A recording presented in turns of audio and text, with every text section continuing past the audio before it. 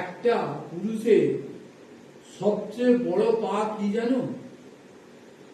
শূন্য পকেটে একজন বিশ্বস্ত নারীর হাতের ছোঁয়া।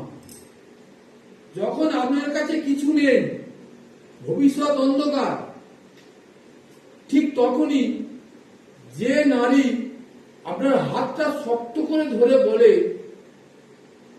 ভয় পাচ্ছ কেন? পরিস্থিতি যেমনই হোক, আমি তো পাশে আছি। সে নারী কখনো সাধারণ নয়, সে একটা আশীর্বাদ। রূপবতী নারী অনেক পাওয়া যায়, কিন্তু বিপদে পাশে দাঁড়ানোর মতো নারী জীবনে একবারই আসে।